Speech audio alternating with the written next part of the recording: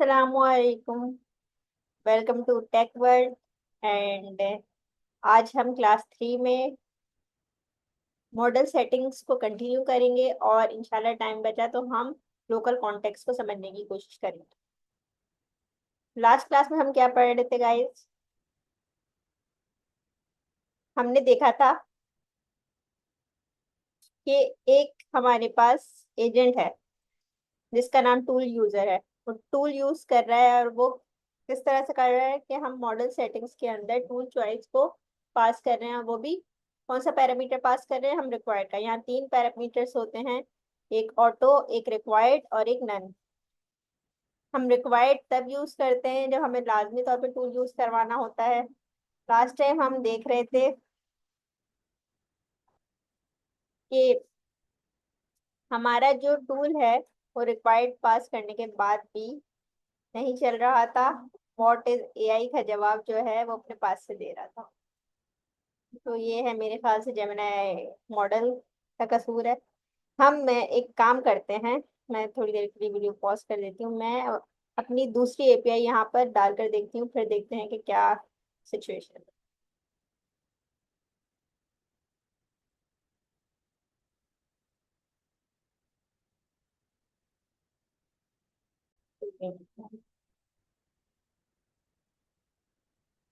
अच्छा तो गाइस हम लोग आ गए हैं अपनी न्यू एपीआई के साथ और यहाँ पर हम 2 पॉइंट फ्लैश को यूज करने की कोशिश करेंगे। अब हम देखते हैं कि हमारा क्या रिजल्ट आता है मॉडल सेटिंग को रखते हुए, जिसमें हम टूल चॉइस का पैरामीटर रख रहे हैं और जिसमें हमने क्या दिया है, रिक्वायर्ड। अच्छा अब हम इसको रन करके देखते हैं। पहले हम cls कर लेते हैं और ये हमारा मेन फाइल है, ये UV run main dot P Y.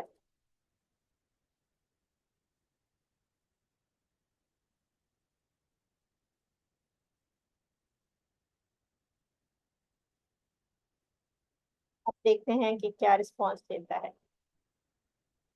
अच्छा लास्ट क्लास में हम एक चीज डिस्कस कर रहे थे मॉडल कॉन्फ़िगरेशन के हवाले से। ये जो मॉडल कॉन्फ़िगरेशन हमने की होती है, तो ये ज़रूरी नहीं है कि हम सिर्फ और सिर्फ ओपन एआई की से हटके यानी एक्सटर्नल एपीआई के अंदर कॉन्फ़िगरेशन करें, यानी कि एजेंट लेवल हो या रनर लेवल हो या ग्लोबल लेवल हो।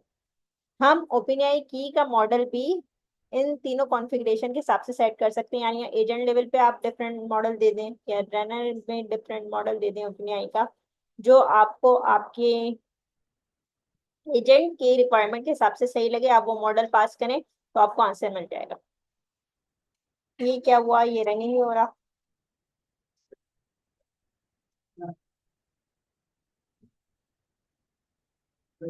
इसने मुझे लग रहा है दोबारा उससे आंसर दे दिया है और टूल का यूज नहीं किया है।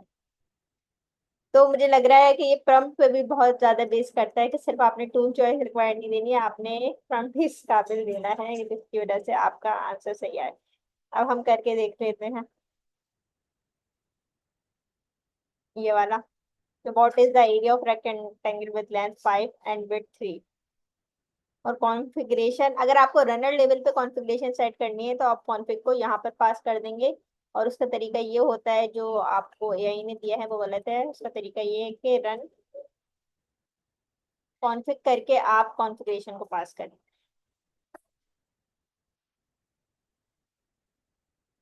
फिर आपको जरूरत नहीं है, आप एजेंट लेवल पे डिफाइन करें। सही है। अब हम करके देखते हैं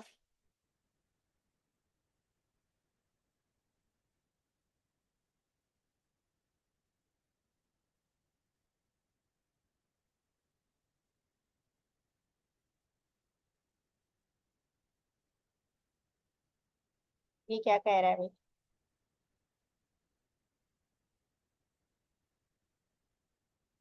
ये कह रहा है हमें get model agent run configuration और run config dot model provider agent dot model. Get model का हमने कहाँ पास किया है? कोई मिस्टेक कर दी है क्या?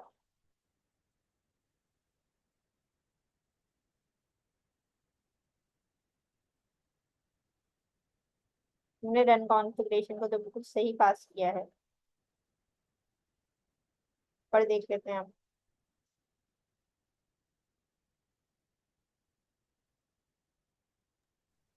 कॉन्फ़िगरेशन बना है आप? अच्छा, मॉडल पास नहीं किया रन कॉन्फ़िग में आपने ऊपर ऊपर। हाँ, यहाँ मॉडल पास नहीं किया। मॉडल पास करना जरूरी है।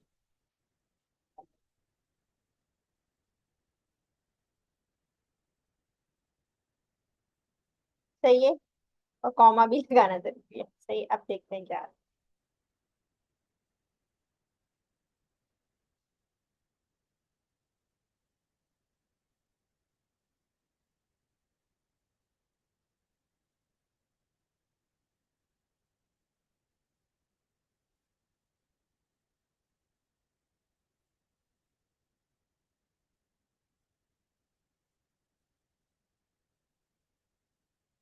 तो अपने आंसर सही दे दिया। ये प्रॉम्प्ट देखेगा, प्रॉम्प्ट में उसे लगेगा कि जरूरत है या नहीं है हमारी रिक्वायर्ड होने की, मुझे लग रहा है ऐसी कोई खास इस पे फर्क नहीं पड़ रहा है। हम देख लेते हैं ट्रेसेस में जाके, लॉग्स में जाके दोबारा लॉग्स पे क्लिक करते हैं और देखते हैं ट्रेसेस में जाके टूल यूजर हमारे पास रन हुआ है। और ये क्या बोल रहा है, कैलकुलेट एरिया भी इसने रन करके दिया है। 100 टोटल इसने टोकन्स यूज किए हैं, जेमिनी 2.5 लाइक यूज किया है। बेस यूआरएल तो खैर वही है। यानी हमें पता चल गया कैलकुलेट एरिया का जो टूल था जिसमें रेक्टेंगल का एरिया कैलकुलेट करना था वो उसने करा है। अच्छा, इससे पहले वाली की भी ट्रेसिंग हम एक दफा देख लेते हैं। इससे पहले जो था देखें 0, उसमें इसने टूल कॉल नहीं किया, खुद से आंसर दिया। रिक्वायर्ड हमने लिखा है फिर भी इसने अपनी मर्जी चलाई है, हमारी मर्जी नहीं सुनी। ये यानी रिक्वायर्ड वाली लॉजिक भी फेल हो गई है। तो खैर, हम फोर्स कर रहे हैं फिर भी ये फोर्स करने पर भी हमारी नहीं सुन रहा है।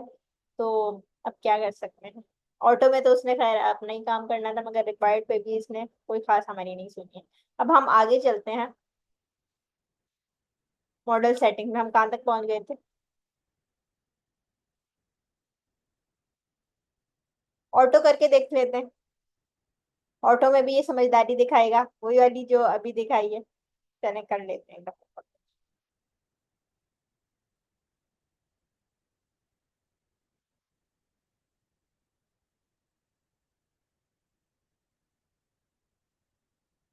हम अलग से टूल नहीं बना रहे, एजेंट नहीं बना रहे, हम इसी में ऑटो करके देख रहे हैं,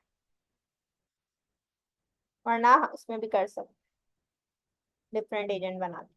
हमारा मैट ट्यूटर है, हमारा क्रिएटिव राइटर है, हमारा टूल यूजर है। टूल यूजर में ही हम इसको ऑटो कर दें।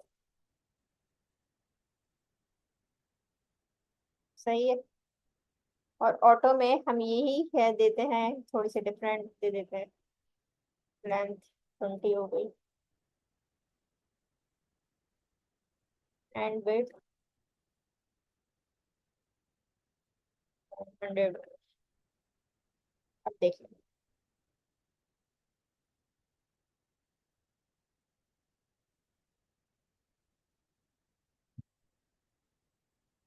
अब इसमें हमने नन भी देखना है कि नन पे क्या करता है ये।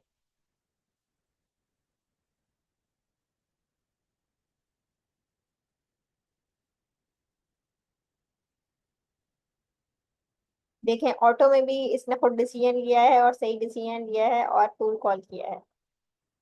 बस रिक्वायर्ड पे इसने हमें खुश नहीं किया है, बाकी तो सही काम करते हैं। अब आ जाते हैं हम, दोबारा ट्राई कर लेते हैं फ्रेश। आ गया। तो ज्यादा टाइम ना लगा ले अपलोड।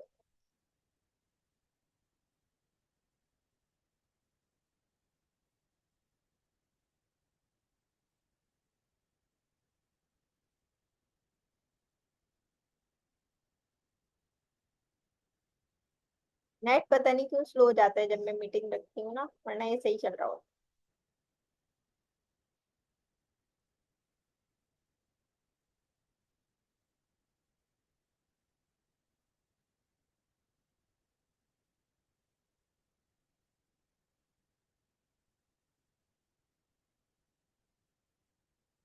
ज्यादा ही स्लो हो गया।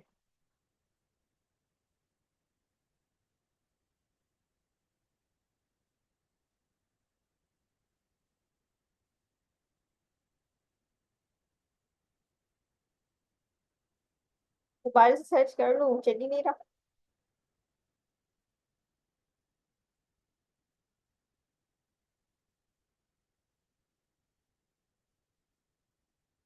अच्छा, हम इसको क्लोज करते हैं, हम दोबारा से आ जाते हैं, सब आपको पता चल जाएगा कि ये कैसे होते हैं।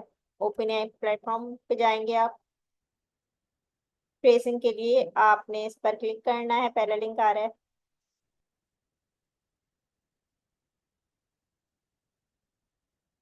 और पहले लिंक पे आके डैशबोर्ड पे जाना होता है, तो ये चलेगा तो फिर जाएगा डैश। यहाँ भी स्लो चल रहा है। अच्छा, फिर हम आगे बढ़ जाते हैं ना, फिर हमें पता चल जाएगा कि नन वाली सिचुएशन में क्या करना है। अच्छा, ये चीजें हम जो पढ़ रहे थे ना कल, ये हम इस रीडमी की फाइल से नहीं पढ़ रहे थे, हम हेलो एजेंट की फाइल से पढ़ रहे थे। हेलो एजेंट में main dot P Y sir ने बनाई हुई है। इसमें कैलकुलेट एरिया का टूल था। ये देखें, कैलकुलेट एरिया में क्या हो रहा था कि length multiply by width equals to area आ रहा था, और इसका आंसर दे रहा है जब हम टूल यूज कर रहे हैं। और इसमें इन्होंने दो एजेंट बनाए हुए हैं मेन के अंदर। एक कोल्ड एजेंट है, जिसका हमारे पास इन्होंने टेम्परेचर 0.1 रखा है। ये तो आपको पता है, मैथ की कैलकुलेशन करने के लिए हमने सीखा था। टेम्परेचर कम रखना होता है, और कोई क्रिएटिव चीज निकालनी है तो उसके लिए हम क्या रखते हैं, टेम्परेचर 1.9 तक रख सकते हैं, यानी 0 से लेके 2 तक की इसकी लिमिट है। और इसके बाद हमने क्या देखा था। अच्छा, ये वाला जो था ना टूल चॉइस ऑटो, तो हम ये वाला एजेंट देख रहे थे, कैलकुलेट एरिया, इसमें टूल पास हुआ हुआ है। और मॉडल सेटिंग के अंदर आपने टूल चॉइस का पैरामीटर क्या रखा है, रिक्वायर्ड। ये वाला हो गया है। अब हम ऑटो पे हैं, हम देखते हैं हमारा चल गया है। डैशबोर्ड पे आते हैं। डैशबोर्ड के अंदर हम लॉग्स पे आएंगे।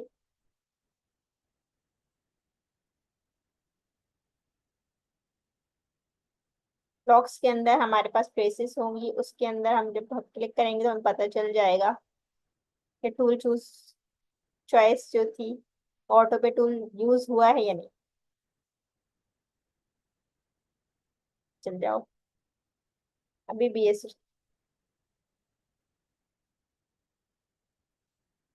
अच्छा, हम जब तक एक एजेंट नन का भी बना लेते, एक एजेंट हम बना लेते हैं, एजेंट नन। और इसमें हम क्या रखते हैं, कैलकुलेट एरिया की अंदर टूल पास कर रहे हैं हम, कैलकुलेट एरिया, और टूल चॉइस हमारी क्या है, नन है। तो हम इसे कॉपी कर लेते हैं और इसमें आते हैं।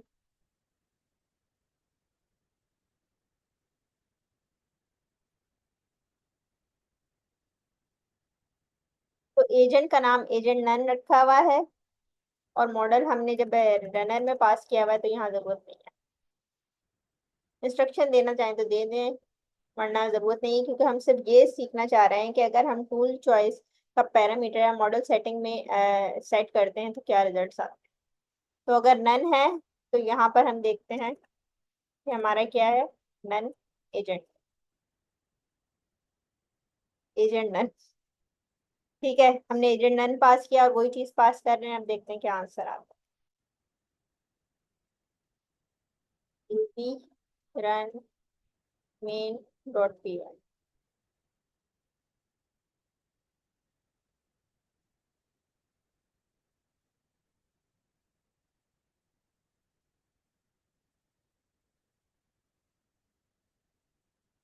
हमें ये पता करना है कि टूल को यूज करता है या नहीं करता। आई होप कि इसने यूज नहीं किया, खुद से इसने आंसर दिया, ये हमारे टूल के हिसाब से आंसर नहीं है। अच्छा, आप देख लेते हैं लॉक्स में आके। लॉक्स में आ गए, अब हम ट्रेसेस पे आएंगे ना। तो लास्ट एजेंट में आप देख लें, वन लिखा हुआ है टूल, जो सेकंड लास्ट है, यानी कि जब हमने ऑटो पास किया था टूल चॉइस के अंदर तो हमारा टूल चला था। और जब हमने नन पास किया तो टूल नहीं चला। ये काम इसने ऑटो पे भी सही किया है हमारा, और नन पे भी सही किया है, मगर बस अब रिक्वायर्ड पे इसने अपनी समझदारी दिखाई है। ये क्यों दिखाई है, इसके बारे में रिसर्च करनी पड़ी। तो ये देख लें, इसको हम क्लिक करते हैं। आप देखेंगे इसमें टूल नहीं होगा, देखें सिर्फ जनरेशन हुई है, टूल की कोई बात नहीं है, वरना यहाँ टूल का भी दिखाता है कि टूल यूज हुआ है। खुद इसने रिजल्ट दे दिया आउटपुट कि find the area of rectangle, multiply करके इसने खुद आपको आंसर दिया।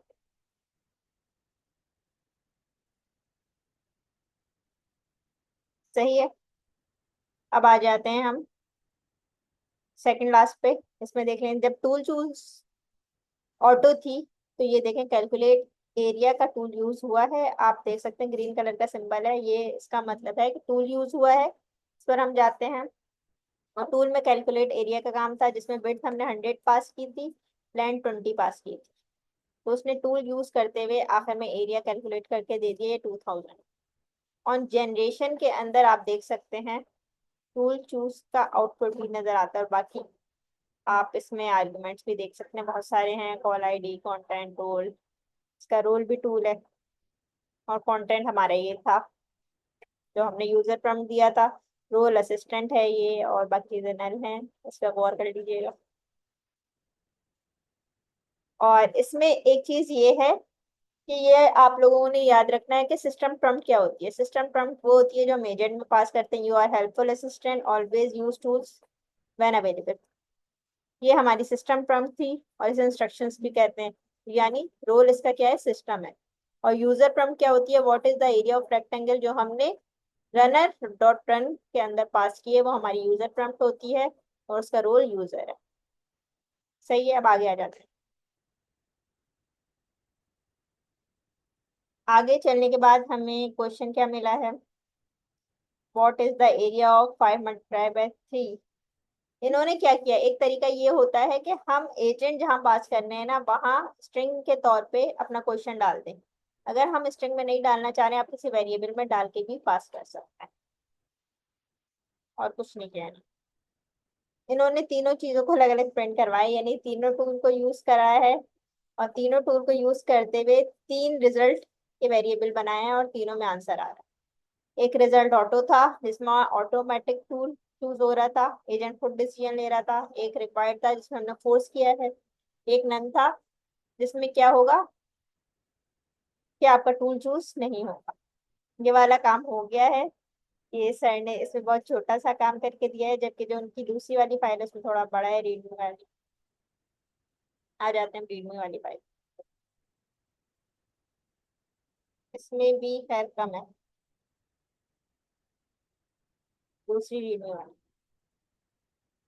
ये। इसमें हम आ जाते हैं, जो हमने खास तौर पे चीजें पढ़नी थी वो रह गई थी। टूल चॉइस भी समझ में आ गया, मैक्सिमम टोकन्स भी समझ में आ गया, इसमें भी कोई कंफ्यूजन है किसी को।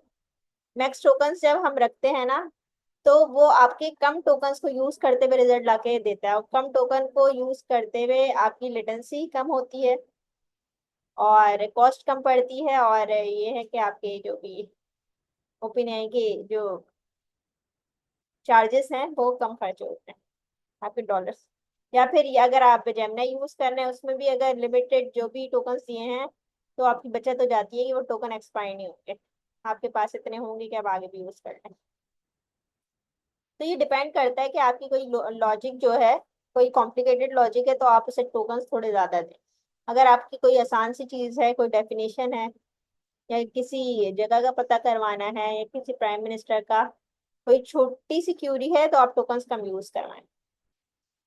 अच्छा, इसको कर लेते हैं एक दफा, एजेंट ब्रीफ को हम यूज करके देखते हैं कि इससे क्या होता है।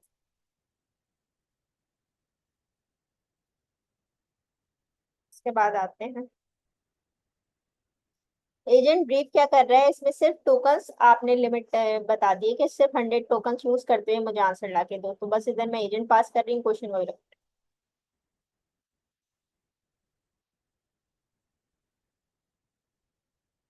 एजेंट ब्रीफ नाम है इसका। सही है। अब हम देखते हैं क्या होता है।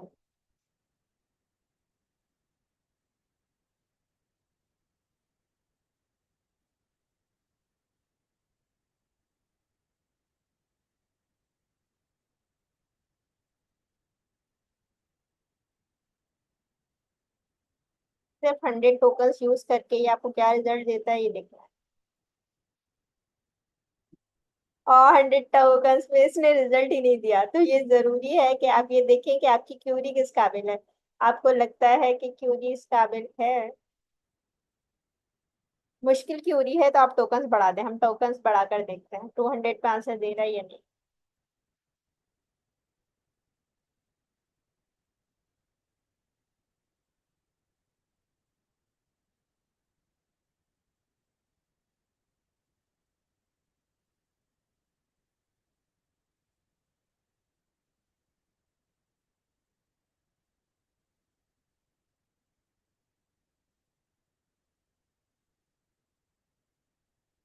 लेंथ इसने बता दी 20 है, और उसके बाद टोकन्स खत्म हो गए। 200 टोकन्स पे भी हमारा आंसर नहीं आया है। यानी कि ये क्यूरी ऐसी है जिसमें ज्यादा टोकन्स रिक्वायर्ड हैं। अब हम और टोकन बढ़ाते हैं, 400 करके देखते हैं।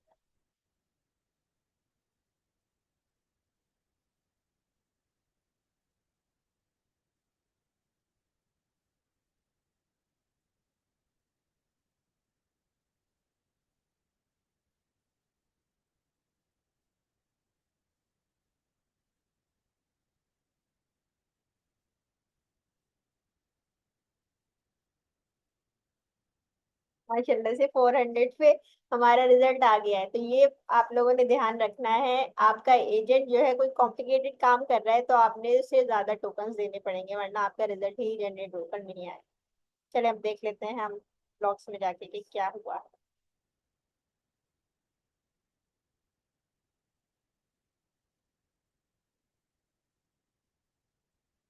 ये आ गया हमारा ब्रीफ असिस्टेंट।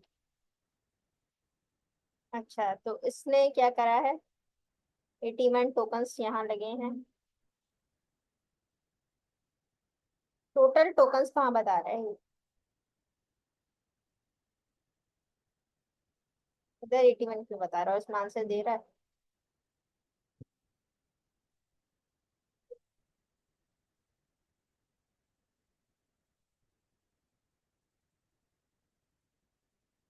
यहाँ तो ये कह रहा है कि इसने 81 टोकन्स टोटल खर्च किए हैं और आंसर दे रहा है। और इसमें क्या किया इसने,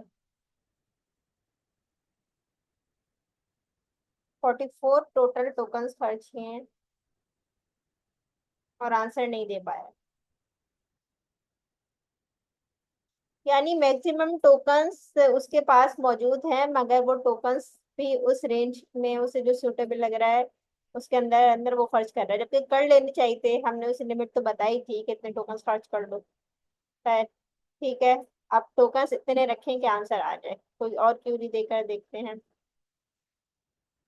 हम देखते हैं कि 1000 इन्होंने ये दिया है यहाँ पर। मैथ ट्यूटर हो गया, क्रिएटिव राइटर हो गया है, टूल्स यूजिंग असिस्टेंट हो गया है हमारा, और कोई ऐसी क्यूरी इधर इन लोगों ने बताई नहीं है। हमें खुद ही से सोचनी पड़ेगी कि आप कोई कॉम्प्लिकेटेड क्यूरी देकर दें। चले मैं खुद से दे देती हूँ। डिटेल एजेंट हम रखते हैं और फिर देखते हैं कि वो हमें कोई ऐसे लिखकर देता है कि नहीं।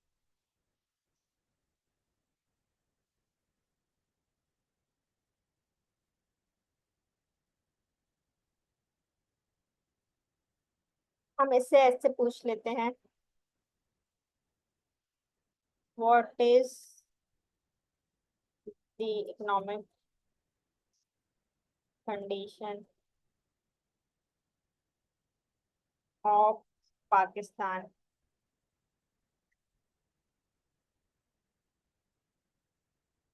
गिव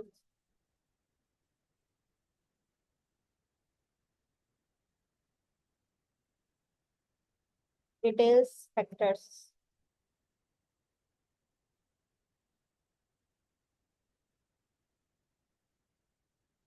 ठीक है, हमने ये क्यूरी दे दी है, factors and causes of development, कुछ भी दे दें, मुझे इस वक्त अच्छी से इंग्लिश नहीं आ रही। ठीक है। अब हमने क्या, एजेंट ब्रीफ की जगह हम एजेंट डिटेल यूज करके देख रहे हैं, जिसमें हमें 1000 टोकन्स यूज करने। अब हम CLS कर लेते हैं।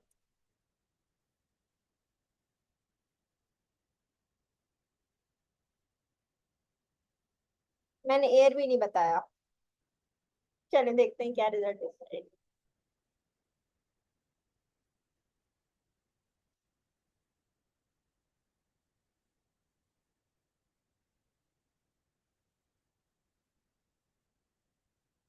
रिजल्ट नहीं दिया इसने, फिर दोबारा ऐसे ही को चलाऊंगी मैं। 2025। 25 बोलते हैं, चलो।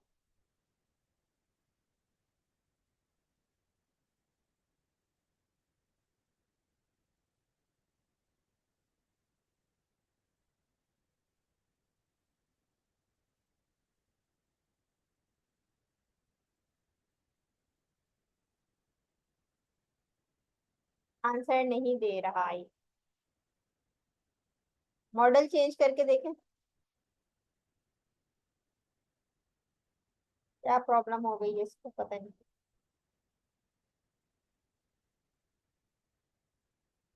हमारा LLM प्रोवाइडर ये रहा, हम 2.0 मुझे लग रहा है ये लूप में फंस रहा है, ये लूप में फंस रहा है।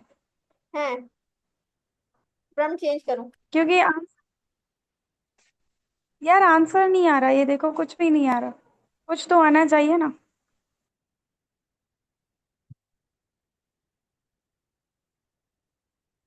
नहीं, टोकन्स पे भी डिपेंड करता है, होंगे ही नहीं भाई। 2.5 के बाद 1000 टोकन। तो इंस्ट्रक्शंस में इसको बता देते हैं कि अगर टोकन्स ना हो तो फिर उसको कुछ ना कुछ बोल दे रिप्लाई में। ये तो ऐसे ही खामोश है, ऐसे ऐसे लग रहा है कि एजेंट चल ही नहीं रहा। तो वो उसमें दे दूं, user system problem. System prompt में, हाँ।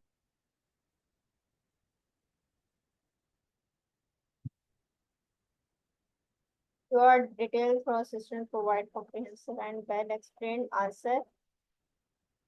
If tokens are क्या exceeded, give brief reply and use less document। पता नहीं समझ में आता है कि नहीं। अच्छा, आप देखते हैं क्या होता है। कॉमा तो लगा हुआ है ना।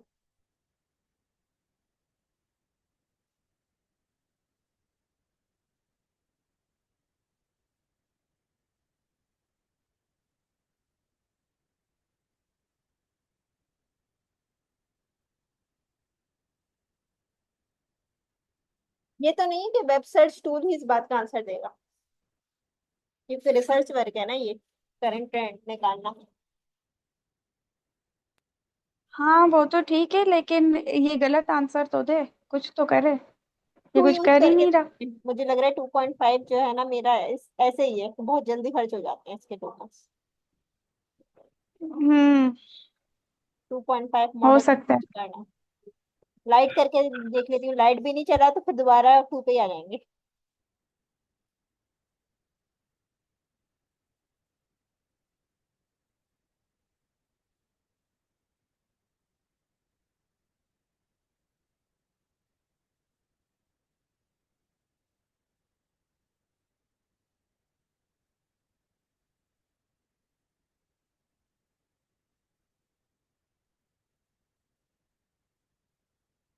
आ गया।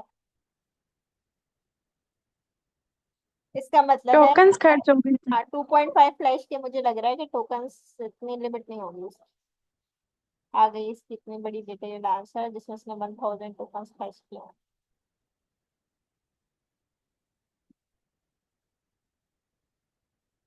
अच्छा, ये रीडमी फाइल के लिए जो है ना, एक तरह से अच्छा होता है, ये मार्कडाउन स्टाइल में आपको रिजल्ट देता है। और नहीं तो प्रिंट रिच यूज करना आता है आपको फॉर ऑर्गेनाइज। नहीं, मैंने तो एजेंट सही से पढ़ा ही नहीं है। हाँ वो नहीं आता, मगर मैं एक काम करती हूँ, ये मैंने अपने एक और उसमें किया था वीडियो में। कि आपको अगर ये इसकी फॉर्मेटिंग अच्छी लगी, एक तो वहां पे नजर आ जाएगी। दूसरा मैं ये करती थी कि रीडमी फाइल में इसको कॉपी करके देख लें, तो आपको अच्छे तरीके से ये नजर आ जाएगा कि इसमें हेडिंग वगैरह सही दी होगी।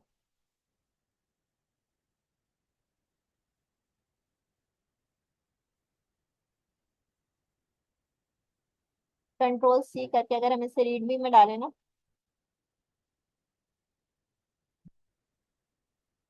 2 डॉट,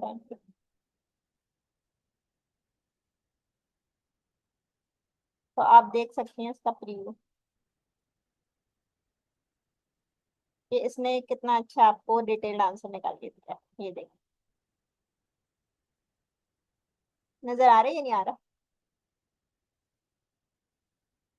राइट साइड पे यहाँ पर आपको इसका प्रीव्यू नजर आएगा जो इसने आंसर निकाला है। आ रहे हैं। हाँ, तो हम्म। ये मार्कडाउन का ही कमाल होता है, एक तरह से मार्कडाउन फॉर्मेट में हमारे टर्मिनल पे रिजल्ट आ रहा हो, जिसमें हेडिंग भी है, बुलेट्स भी हैं, पॉइंट्स भी हैं।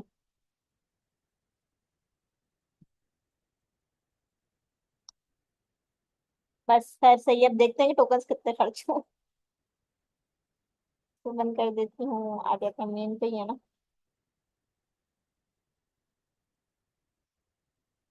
इसमें आएंगे हम, और इसमें आप देखेंगे, दोबारा लॉक्स में चले जाएं, मैं बैक नहीं करती, दोबारा क्लिक कर देती, ट्रेसेस में आए, और इसमें डिटेल्ड असिस्टेंट देख लेते हैं। अच्छा रहना, पीछे वालों को भी जरा देख लेंगे क्यों आंसर नहीं आ रहा।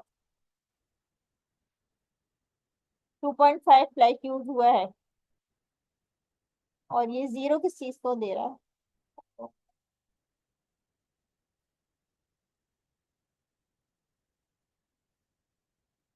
आउटपुट नहीं है ना इसमें? टोकन वो दे रहा है क्या? हाँ, कंटेंट नल, कंटेंट ही इसने नहीं दिया।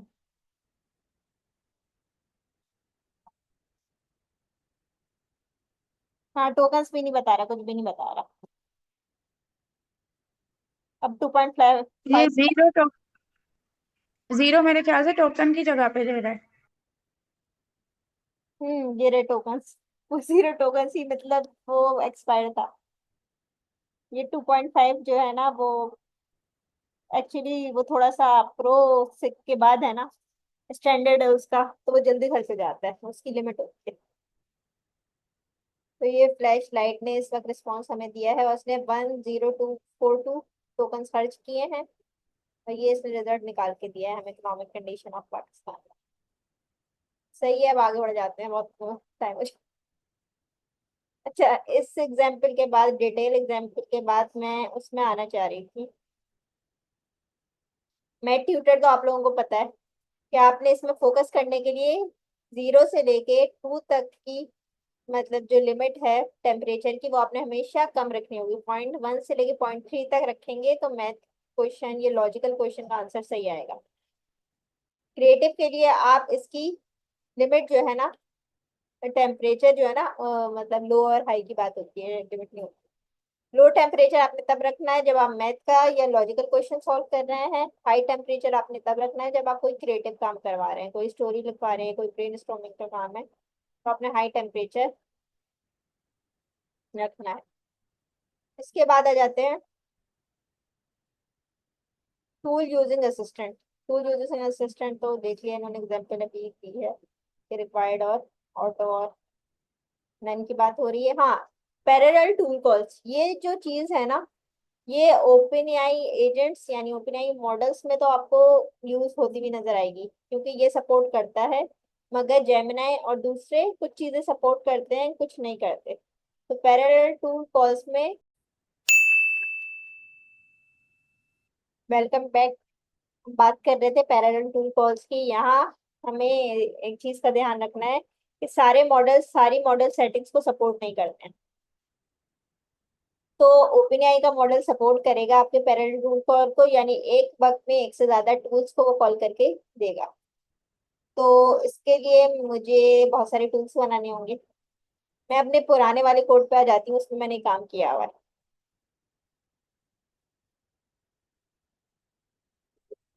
ये वाला। तो इसमें हमारे पास मॉडल सेटिंग्स में आ जाते हैं। क्या मैं जूम करूं या नजर आ रहा है? सही है। सही है ना? ये रहा पैरेलल एजेंट। और इसमें देख लें आप, वेदर का टूल बनाया हुआ है, एक कैलकुलेटर का बनाया हुआ है, एक ट्रांसलेटर का। ऊपर मैं दिखा देती हूँ।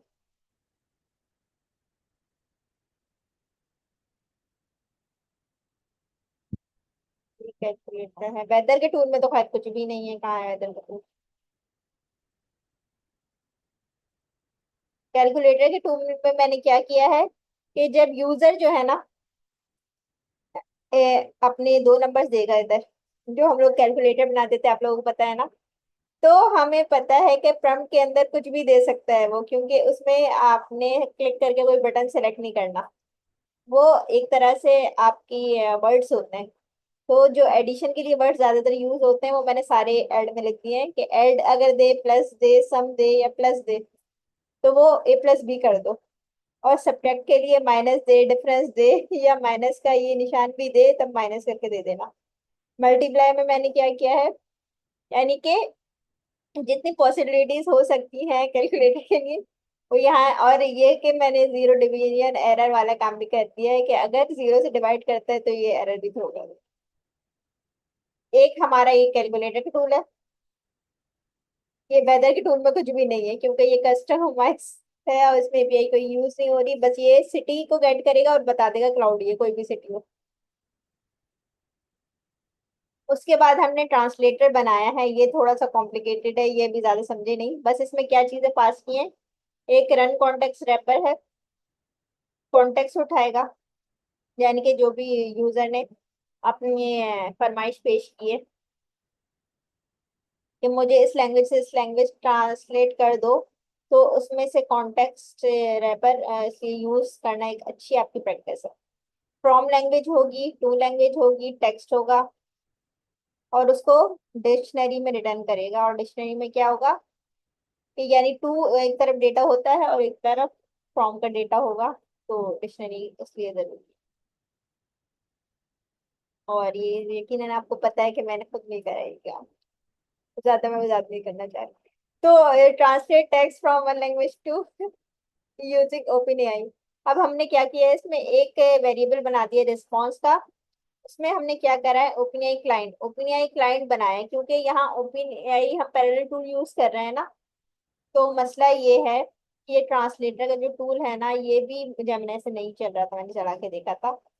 तो मैंने यहाँ ओपन एआई क्लाइंट बनाया है, जिसमें ओपन एआई की पास ये ऊपर देख सकते हैं।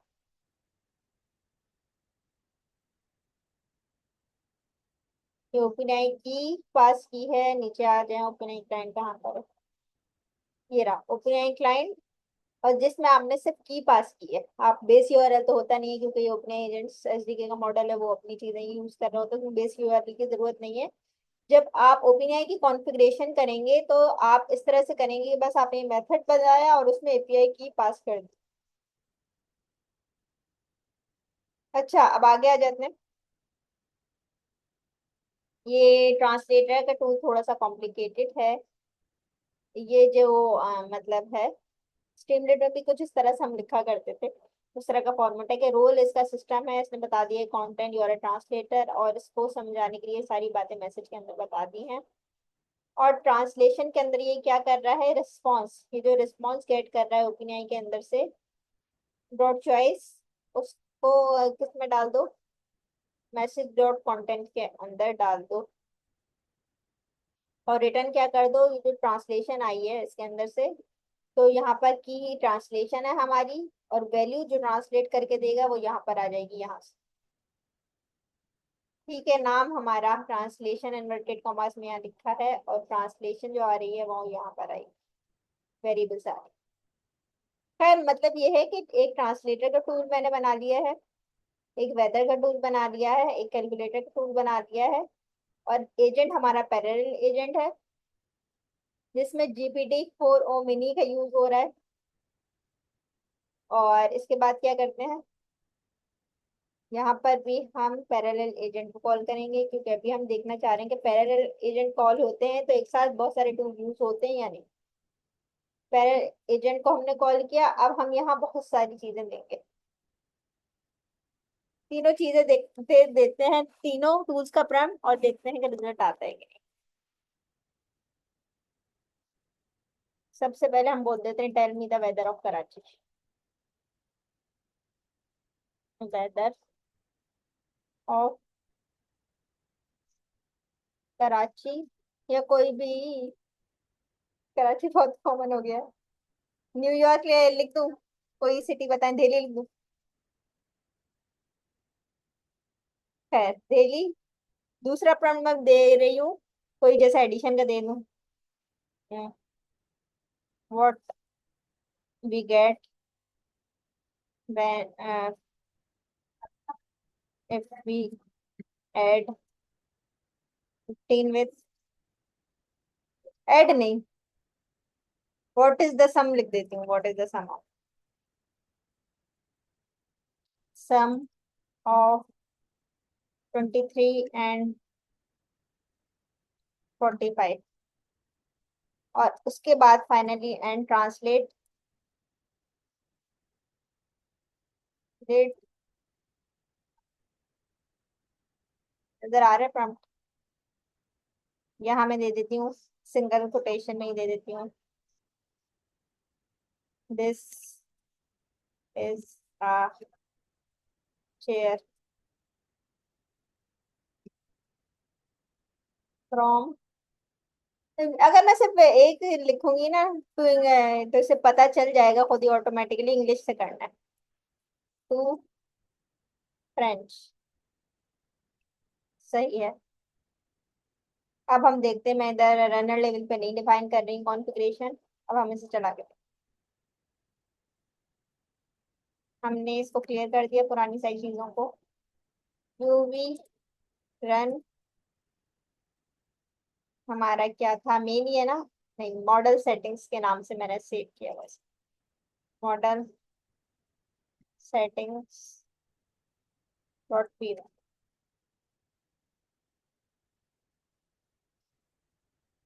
देखते हैं किसी का जवाब देता है नहीं देता है, क्या प्रॉब्लम्स आती हैं।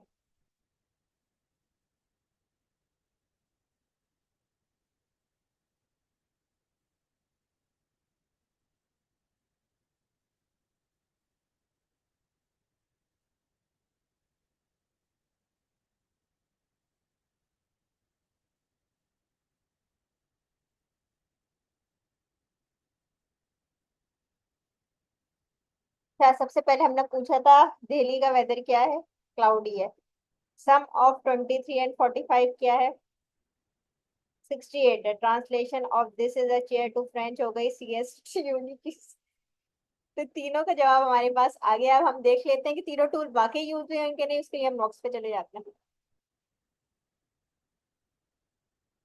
आ जाते हैं हम लॉक्स पे। वो कुछ ज्यादा ही 6 टूल्स का यूज क्यों हो गया भाई? दोबारा देख लेते हैं भाई, सही बता रहा है ना, यही है ना? 6 टूल्स को यूज हुए। मैंने 2 दफा तो कॉल नहीं किया। तो ज्यादा एफिशिएंट हो गया। तो मॉडल क्या है हमारा? 4 मिनी है। 219 इधर टोकन इसने कंज्यूम किए हैं, और उसमें दिल्ली का वेदर बताना है, सम बताना है, ट्रांसलेट करना है। तो ये वो हो जाता है। इसके बाद हमने देख लिया दिल्ली फंक्शन कॉल, ये 3 टूल तो यहाँ कॉल हुए हैं, ठीक है भाई। तो उसके बाद यहाँ पर देख लेते हैं वेदर में क्या हुआ है, कितने टोकन्स खर्च हुए, या नहीं बता रहा। सिटी क्या था, पैरामीटर पास हुआ है दिल्ली, और वेदर दिल्ली का क्लाउडी है, ऐसे बता दिया। कैलकुलेटर में क्या काम हुआ है, ऐड का काम हुआ है, 68 आंसर हुआ है भाई, सही काम किया। ट्रांसलेटर में क्या है, इंग्लिश को फ्रेंच में करना है, इसमें खुद ही समझ लिया कि इंग्लिश में करना है। और टेक्स्ट जो है हमारा क्या था, दिस इज चेयर, और उसने उसमें करके देख लिया, मगर ये क्या है भाई? इसमें 315 टोकन्स खर्च कर दिए इसने। अब मुझे ये समझना पड़ेगा भाई, 2 दफा क्यों कॉल किया है इसने, पैरेलल का क्या मतलब था?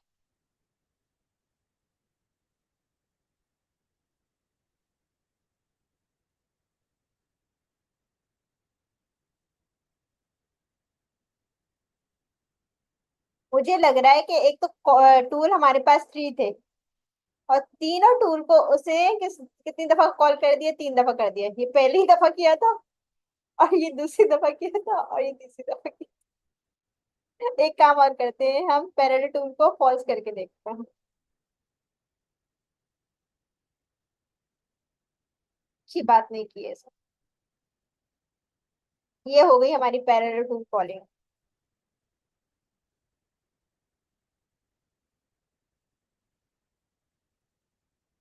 यहाँ पर नहीं थे, हम दूसरे में थे ना,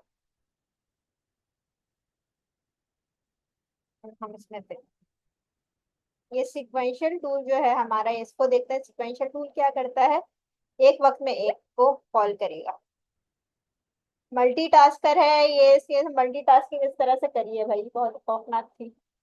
इसमें पैरेलल टूल कॉस्ट 2 थे, तो इसने तीनों टूल को माशाल्लाह यूज किया है, और आपको नजर आ गया है कि 3 टाइम यूज कर लिया है।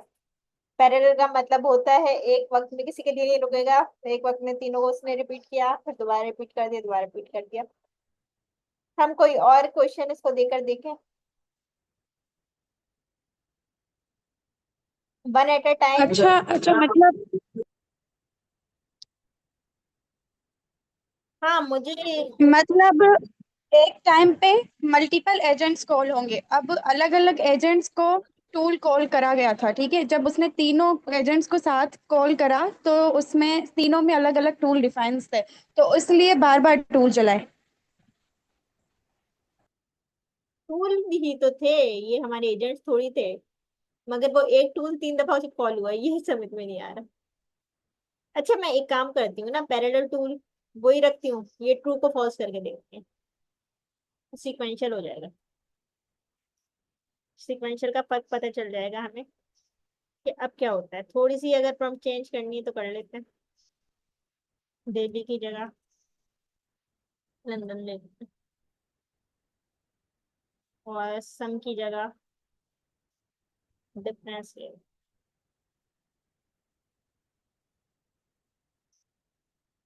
और फ्रेंच की जगह कोई बता दे आप। चाइनीज कर लें। चाइनीज। अब मुझे नहीं पता ये स्पेलिंग, टेबल कर लें। अब हम देखते हैं कि पैरेलल टूल में हमने पैरेलल टूल कॉल को फॉल्स कर दिया। अब हम देखते हैं कि 2-3 दफा जो टूल कॉल हुआ है क्या करता है।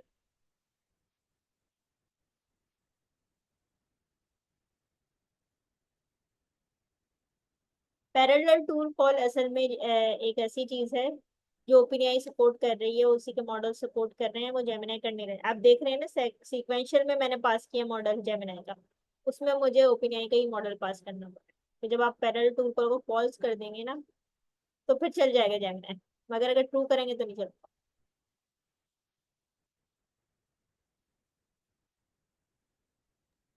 तो इसने प्रॉम्प्ट के हिसाब से काम करा है।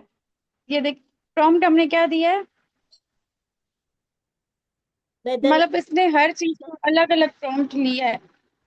मतलब वेदर के लिए एक टूल कॉल करा है, हाँ। फिर मतलब वो मल्टीपल टूल्स को साथ कॉल करा है, तो उसने पहले पढ़ा है शायद वेदर का, तो उसने तीनों टूल्स को मतलब तीनों को टूल्स की तरह कॉल कर दिया। फिर उसने पढ़ा ट्रांसलेशन का, फिर उसने टूल कॉल कर दिया, इसलिए शायद 3 बार हुआ है। हाँ प्रम्प्ट को वो लेगा। और मैंने जाहिर है प्रम्प्ट तो नहीं डिफाइन की हुई अपने पैरेलल टूल में भी, और सिक्वेंशियल टूल में कोई प्रम्प्ट नहीं है। हमारी सिस्टम प्रम्प्ट बिल्कुल यहाँ 0 है। ये बस सिस्टम यानी मॉडल सेटिंग्स की बिहाफ पे डिसाइड कर रहा है कि टूल चॉइस आपकी क्या है, ऑटो है। अच्छा वो भी मैंने ऑटो रखी हुई है। तो वो खुद से सोच रहा है, खुद डिसीजन ले रहा है, इसलिए प्रॉब्लम हो सकती है। चल अब देखते हैं कि पैरेलल टूल पर तो मैंने फॉल्स कर दिया, tool choice auto.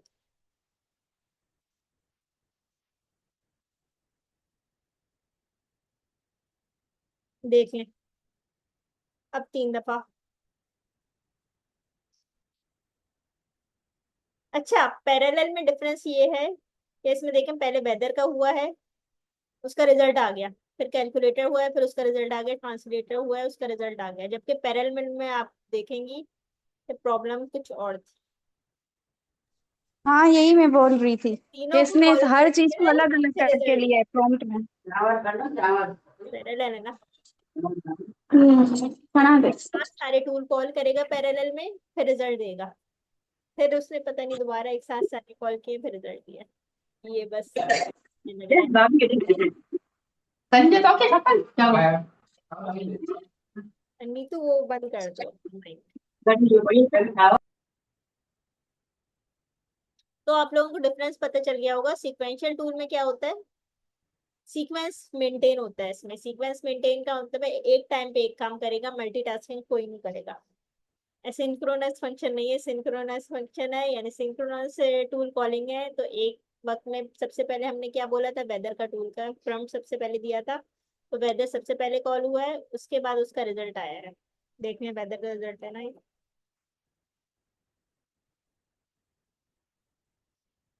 Weather city London था और उसका रिजल्ट जो भी है वो यहाँ पर आ गया है। उसके बाद आपके पास सेकंड टाइम पे क्या था, कैलकुलेशन थी। और थर्ड टाइम पे वो था, मगर इधर उसने आउटपुट नहीं दिया है। अच्छा, फिर कैलकुलेटर को जब उसने कॉल कर लिया, फिर कैलकुलेटर का आउटपुट आया है।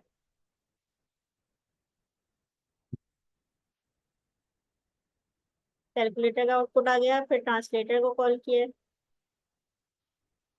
और फिर ट्रांसलेटर का आउटपुट आया।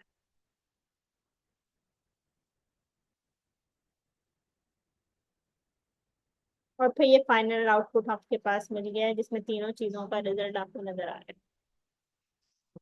ये है पैरेलल टूल कॉल, और आपने सीक्वेंशियल टूल कॉल में ये चीजें याद रखनी है।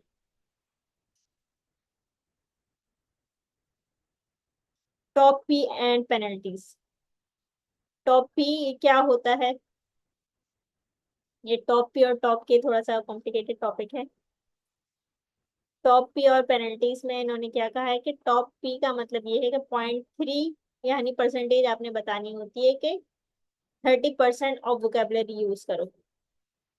यानी कि जो भी आपने प्रॉम्प्ट दिया हुआ है, तो वो अपनी जो भी दिमाग यूज कर रहा है एलएलएम, वो सारा दिमाग यूज नहीं करे, वो उसमें से 30% आपको यूज करके अपना रिजल्ट दे। इसमें दो चीजें और हैं, फ्रीक्वेंसी पेनल्टी और प्रेजेंस पेनल्टी। अब फ्रीक्वेंसी पेनल्टी में क्या होता है कि वो आप कोई भी प्रॉम्प्ट जनरेट करवा रहे हैं। जैसे आप लोगों ने देखा होगा सर्च इंजन ऑप्टिमाइजेशन के लिए ये ट्रेंड निकला था कि बहुत रिपीट कर रहे होते थे वर्ड्स के हमारी रैंकिंग हो जाए, मगर इससे कोई फायदा होता नहीं है। तो इसने आपने फ्रीक्वेंसी पेनल्टी ये दी है कि 50% आप रिपीट वर्ड्स को नहीं करना, यानी नए वर्ड्स आप हमें चाहिए कि 50% अगर रिपीट करते हो तो सही है, मगर ज्यादा रिपीट करने की जरूरत नहीं है, बस इसका ये ख्याल रखना है। प्रेजेंस पेनल्टी में ये करना है, इनकरेज न्यू टॉपिक्स।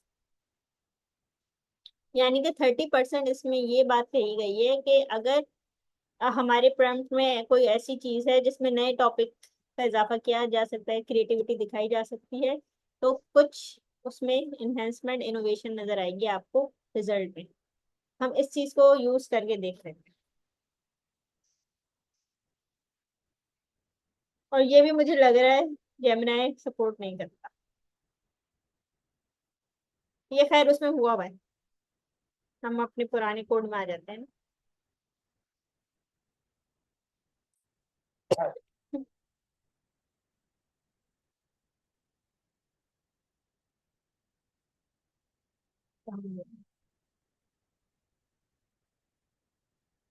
टॉफी का मैंने नाम नहीं रखा हुआ क्या।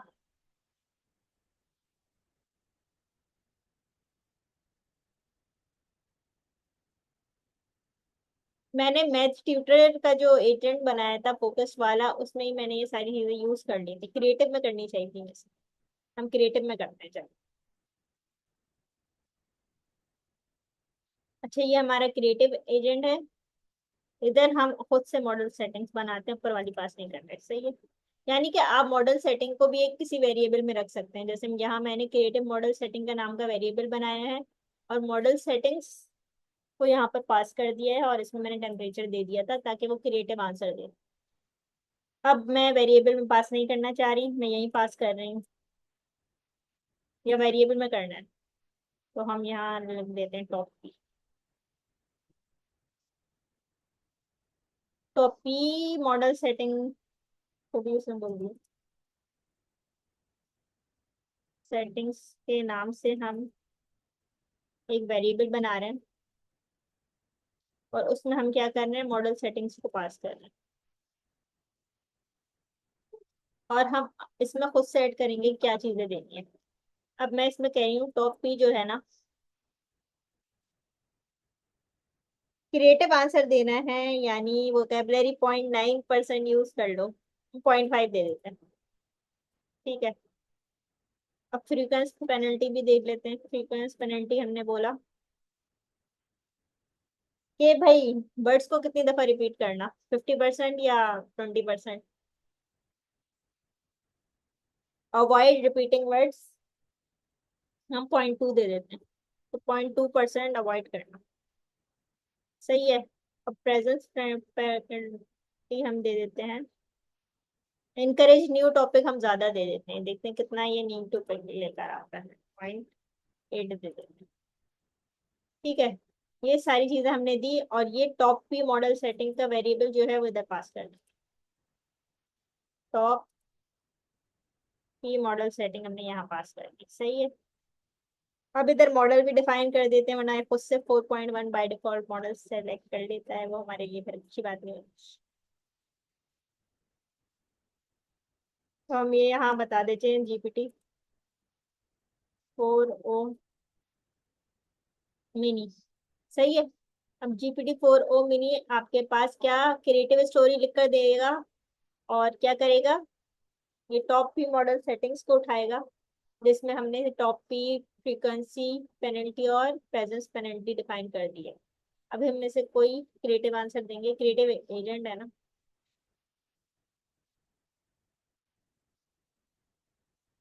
Agent creative. सही।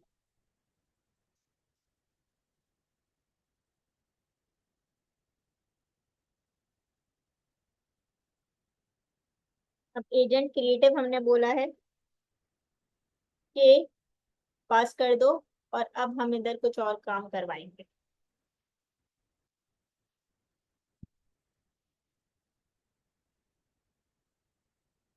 Right the innovative story of smartphone लिख दे,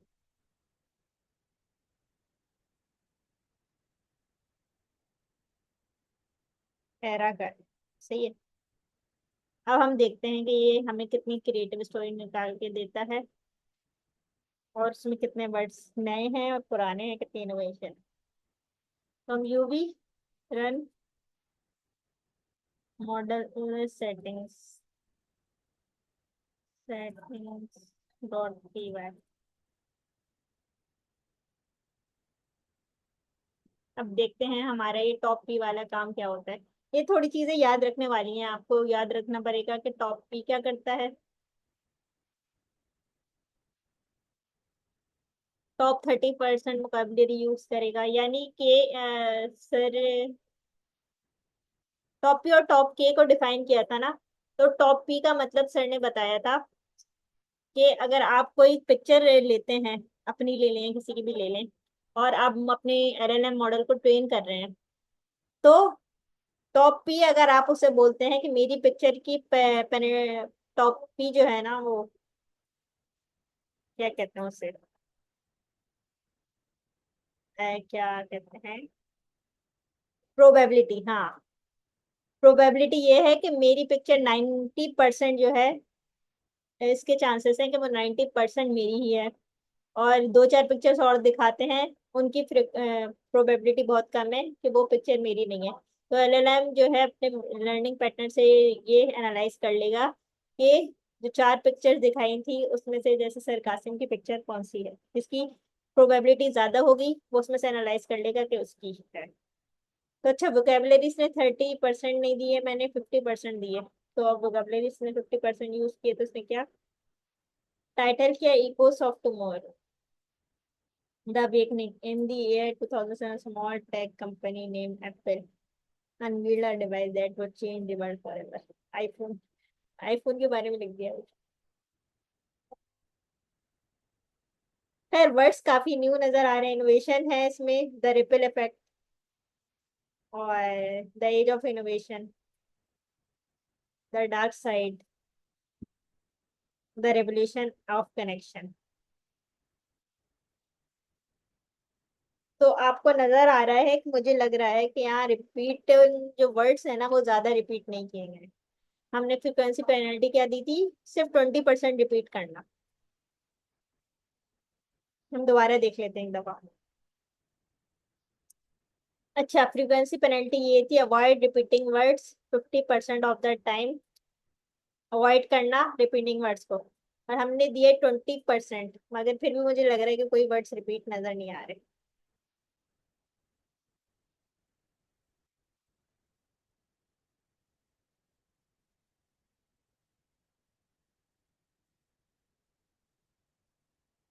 क्या हुआ, करंट अकाउंट और ये वाली चीज मुझे समझ में नहीं आई है, कहाँ प्रॉब्लम हुई है ऐसे।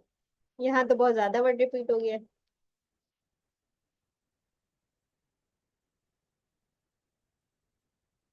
कुछ जनरेट होते हुए कोई प्रॉब्लम क्रिएट हुई है। खैर हम देखते हैं अब लॉग्स में आके कि क्या हुआ।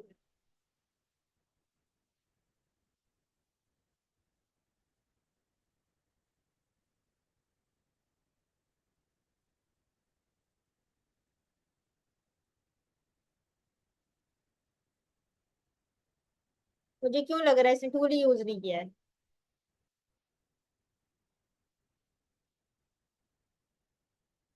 अच्छा, टूल था ही नहीं, एजेंट था। एजेंट हमारे क्या था, क्रिएटिव एजेंट। तो उसमें हमने जो दिया था टॉप की, हमने क्या दी थी, 0.2 दी थी ना टॉप की, ये 0.5 ही दी थी। मुझे याद कुछ नहीं रहता।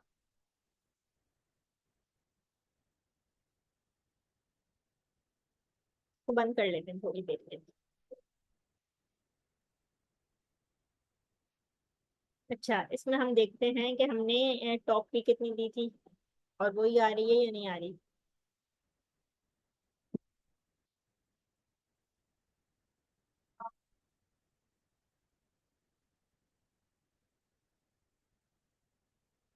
क्रिएटिव एजेंट हमारा ये है, टॉप फी हमने हाँ 0.5% ही दी थी, यानी 50%।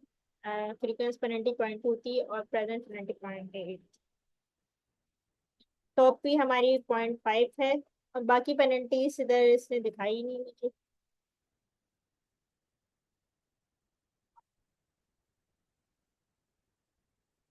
मुझे लग रहा है कि ये जो टॉप फी हमारे पास सेटिंग है, मॉडल सेटिंग, इसके अंदर ही पेनल्टीज शामिल होती है, क्योंकि सर ने दो उसकी हेडिंग एक साथ दी है, तो इसका मतलब है टॉप पी के अंदर जो भी हम चेंजेस कर रहे हैं, फ्रीक्वेंस पेनल्टी और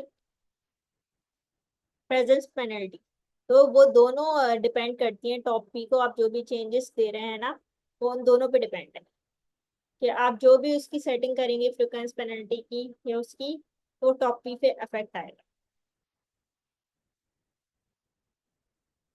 ठीक है। वर्बोसिटी मीडियम है, यू आर क्रिएटिव रिटेलर है, इक्वल्स है, सारी चीजें हैं। इधर भी देख लेते हैं, इधर कुछ भी नहीं है।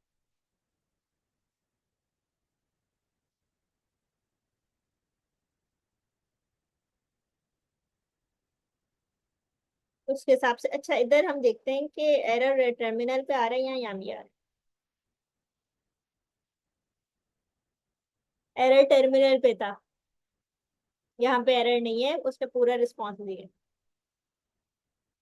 पूरी स्टोरी है और काफी बड़ी स्टोरी है जो चलती चली आ रही है। सही है, तो हमने टॉप पी को देख लिया है।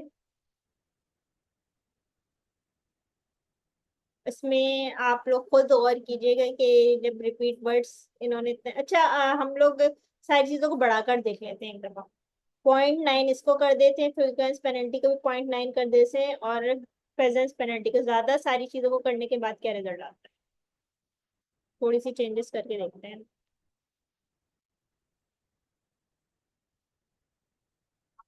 कॉपी को भी जरा 90% वोकेबलरी यूज करेगा आपके। रिपीटिंग वर्ड्स को भी ये 90% अवॉइड करेगा, और न्यू वर्ड्स को ये इनकरेज करेगा, वो भी 90%। अब देखते हैं क्या होगा। और स्टोरी भी कोई अच्छी सी बता दें आप लोग।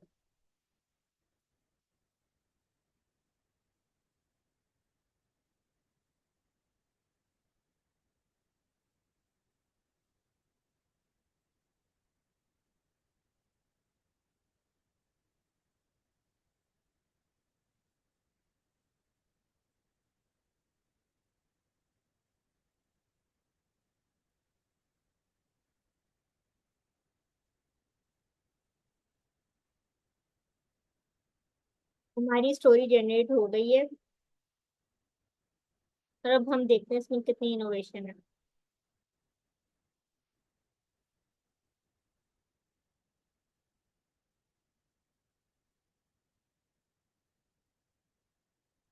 देखने इसमें वोकेबलरी आपको बहुत ज्यादा नजर आएगी, कितने न्यू वर्ड्स नजर आएंगे जो हमारी डिक्शनरी से आउट है। इनोवेशन भी काफी नजर आ रही है। तो टॉप पी और पेनल्टी दोनों चीजें साथ वर्क करती हैं, आप लोगों ने देख लिया है। हम लॉक्स की तरफ चले जाते हैं।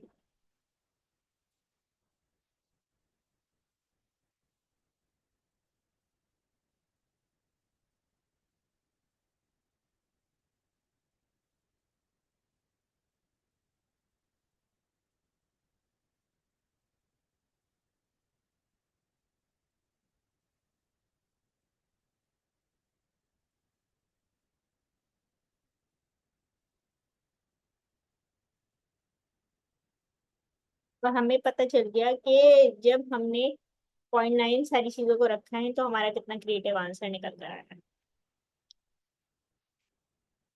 अच्छा, last but not the least, आप लोगों ने ख्याल रखना है टेम्परेचर लो कब रखना है। नीड प्रिसाइज कंसिस्टेंट आंसर, आपको बहुत शॉर्ट आंसर चाहिए और बहुत टू द पॉइंट चाहिए तो आप टेम्परेचर कम रखेंगे, वो मैथ प्रॉब्लम हो सकती है या फैक्ट चेकिंग हो सकती है। टेम्परेचर हाई कब रखना है, जब आपको क्रिएटिव काम करवाना है और चेंज होने चाहिए आपके रिस्पॉन्सेस, डिफरेंट रिस्पॉन्सेस चाह रहे हैं, न्यू रिस्पॉन्स चाह रहे हैं, तो स्टोरी राइटिंग और ब्रेन स्टॉर्मिंग जिस तरह की एग्जाम्पल हो, तो फिर आप हाई टेम्परेचर सेट करेंगे, और वो कहाँ तक जा सकता है, 0.9 से लेके आप 1.9 तक सेट कर सकते हैं। और टूल चॉइस का क्या है, want to force tool required तब रखना है जब आप जरूरी है आपको कि जैसे डेटा एनालाइज और कैलकुलेशन के लिए टूल यूज करना।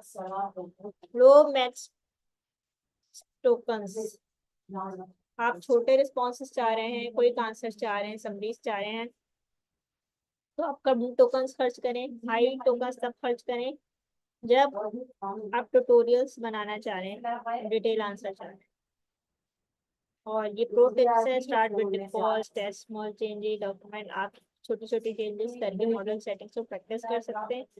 और model settings are like seasoning in cooking, a little goes a long way. छोटी सी सीजनिंग डालने से, थोड़ी सी सीजनिंग आप खाने में डालें और कितना फर्क पड़ जाता है। अगर बहुत अच्छी कॉम्बिनेशन होगी सीजनिंग की, मसालों की, हर चीज की, खाना बहुत अच्छा बनेगा, तो that makes the difference. Same in model setting.